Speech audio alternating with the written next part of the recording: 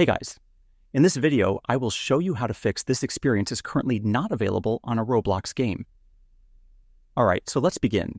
So first of all, go to the top right, tap the three dots, and open the game in Studio. When it loads, you need to go to the top left and click on File. Then click on Publish to Roblox like this.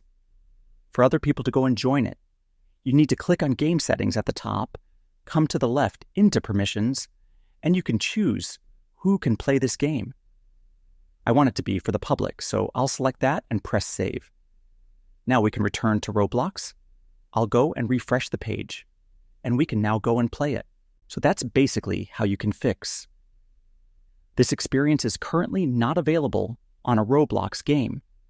And that's it for this video.